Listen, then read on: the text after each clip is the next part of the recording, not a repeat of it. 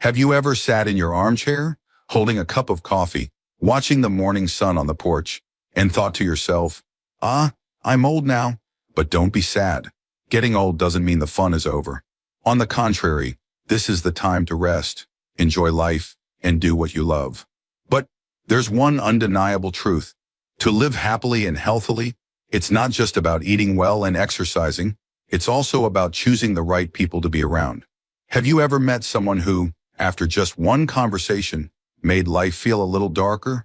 Or those who only reach out when they need something, but when you need them, they're suddenly too busy? At this age, we no longer have time to waste on people who drain our energy. So today, I'm going to tell you about 4 types of people you should stay away from if you want to enjoy your golden years in peace. And trust me, once you avoid them, life will feel as light as a feather. Type 1. The chronic complainer. The one who's always negative. I have a friend named Bob, a kind and decent guy, but when it comes to complaining, he's unbeatable. Just picture this. It's a beautiful morning. I head to my favorite cafe, order a latte, and enjoy the fresh air. I'm expecting a peaceful start to the day, but the moment I sit down, Bob shows up with a gloomy face. Did you see gas prices? Up again. How are we supposed to survive on retirement income? Oh man, did you watch the news? The global economy is on the brink of collapse. This weather has been crazy lately, probably a sign of the apocalypse. I take one sip of my coffee, and somehow it tastes more bitter than usual. Just like that, my peaceful morning turns into a doomsday report. From gas prices, the economy, and politics to the new neighbor who looks suspicious, Bob can turn anything into a crisis. And the worst part? Negativity is contagious. You could be in the best mood, but after just 30 minutes with someone like Bob, everything suddenly feels a little gloomier. At first I thought, oh well, we've been friends for years, but over time, I realized I needed to protect my mental well-being. One time, Bob invited me to go fishing over the weekend. I thought, why not? A change of scenery, some relaxation, and maybe a break from all the bad news. But the moment we got on the boat, Bob started. You know, years ago, there were so many fish here. Now, nothing. Pollution has ruined everything. I tried to ignore him and focus on my fishing rod. But within minutes, he added, did you hear about that earthquake? Who knows, maybe our state is next. I sighed.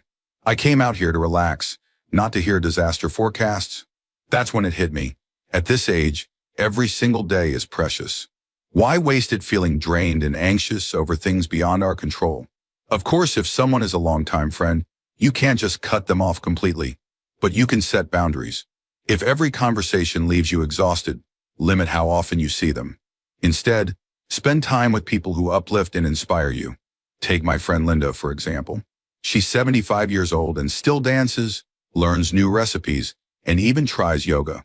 Every time I meet her, I feel more energized and optimistic. One day I told her about Bob. She laughed and said, oh dear, why do you let him suck the energy out of you? Life is short. Don't waste time on people who do nothing but complain. That comment really stuck with me. We've spent our entire lives worrying about work, about our kids, about responsibilities. Now that we're retired, isn't this the time to enjoy life? So why waste it with people who only bring us down? A simple morning with coffee, sunshine, and soft jazz. Those little moments make life beautiful. Remember, growing old is about enjoying life, not listening to complaints all day. If someone always makes you feel drained after a conversation, maybe it's time to step back. Instead, surround yourself with people who bring you joy, positivity, and inspiration. Life still has so much to offer. Don't let anyone steal that happiness from you. Type 2, the emotional gold digger, only comes to you when they need something. Have you ever received a call from someone you haven't heard from in years, and the moment you pick up, they start with, oh wow, it's been so long. How have you been? And deep down, you already have a feeling where this is going. I have a nephew named Jake. When he was little, he was always by my side. But as he grew older, he practically disappeared from my life. No calls, no messages, not even a visit during Thanksgiving or Christmas. Then one fine day, out of nowhere, he calls me. At first, I was thrilled, thinking he had finally remembered his old uncle. But after a few minutes of small talk, he started to beat around the bush. Uncle, times are tough right now. and I have this amazing business opportunity, but I'm just a little short on funds. Do you think you could help me out? I promise I'll pay you back soon. So that was it. He didn't miss me. He missed my wallet. People like Jake are everywhere, not just in families, but among friends and neighbors too. They don't call to check on you when you're healthy. They don't ask how you're doing when you're sick. But the moment they need something, they suddenly act like you're their closest companion. A friend of mine, Mary, once shared a similar story. She had an old friend named Susan. They used to be very close, but after Susan moved away, she barely kept in touch. Then one day, Susan called her, sounding overly excited. "Mary, darling, I miss you so much. How have you been?" Mary felt happy, thinking her old friend wanted to reconnect and reminisce about the good old days. But just a few minutes into the conversation, Susan started talking about a fantastic business venture and how she was looking for a trustworthy friend to invest with. Luckily, Mary was wiser than me. She just chuckled and said, "Oh, that sounds great, but I just made my biggest investment into my own happiness in retirement." A polite yet firm rejection. The problem with emotional gold diggers isn't just about money.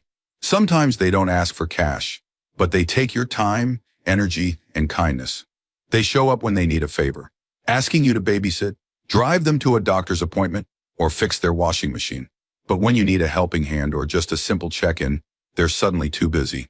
If you don't set boundaries, you'll keep getting taken advantage of. And when you truly need someone by your side, you might find there's no one left. So what should you do? First, learn to say no without feeling guilty. Helping others is a good thing, but only within your limits. Don't let yourself be exploited. If someone only reaches out when they need something but vanishes when you need them, it might be time to reconsider that relationship.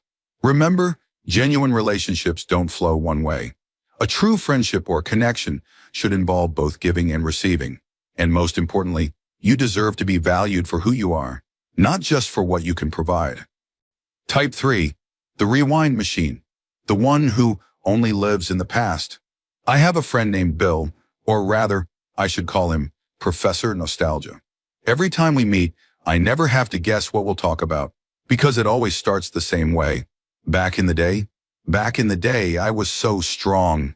I could play golf all day without getting tired. Back in the day, I had a huge company with employees lining up just to take my orders. Back in the day, I drove the newest Cadillac and people turned their heads when I passed by. And on he goes, rewinding and replaying the same old tape of his glory days, as if the present moment has nothing worth mentioning. Now, I don't doubt that Bill had a great past, but the problem is, it's just that, the past. Right now, he's sitting in a small cafe with an aching back and an old car, yet instead of enjoying his hot coffee or engaging in a fun conversation, he spends the entire time reminiscing about a golden era that's long gone. People like Bill aren't rare. We all have a bit of nostalgia in us, but some people get completely stuck in the past, as if there's nothing left for them in the present. They constantly compare now with back then, and of course, the present always falls short. My neighbor Mary also had a friend like that. She told me that every time they met, this friend would complain, "Back in the day, I could run every morning. Now I get tired after a short walk. Back in the day, everything tasted delicious. Now food is so bland." After hearing it over and over, Mary started feeling drained. One day, she jokingly said, "Back in the day, I was 20. Now I'm 70. Am I supposed to sit here regretting that forever?" It sounds funny, but the truth is, if we spend too much time dwelling on the past, we risk missing the most important thing, the present. There's a reality no one wants to admit but must face. Youth won't come back, and the golden days are over. But does that mean life can't still be wonderful? Of course not. The biggest danger of living in the past is that it makes us forget that every day is a new opportunity. Instead of mourning what's gone, why not make today exciting? Mary decided to take up dancing at 72, and she says it's the best decision she's ever made. "Back in the day, I was a great dancer," she laughed.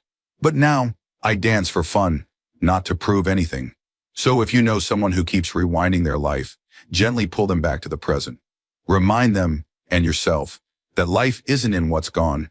It's happening right here, right now. And if we live fully today, who knows? Maybe in a few years, we'll have another back in the day worth smiling about. Type 4. The gossip monger, the one who digs into everyone's business. Linda, the lady from the corner house, is a walking radio station. No need to turn on the TV or read the newspaper. Just run into her at the coffee shop, and you'll get all the breaking news from the neighborhood. And sometimes, things no one really needs to know. Just yesterday morning, I had barely taken a sip of my cappuccino when Linda leaned in, eyes sparkling as if she was about to reveal a world-shattering secret. Have you heard? That woman Sarah from house number 12, she's getting a divorce. I knew it. Her husband was always shady. Who comes home late every single week? Before I could even react, she continued. And that's not all. Do you know who John, Patty's husband, went to Florida with last month?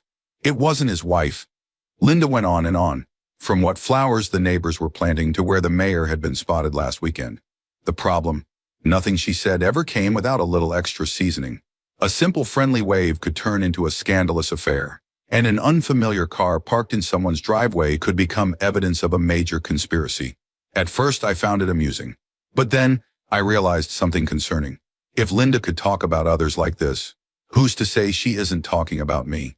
Being close to a gossip monger is like holding a ticking time bomb. One day, you will become their next subject. Today, they're spreading rumors about someone else, but tomorrow, they might add some juicy details about you.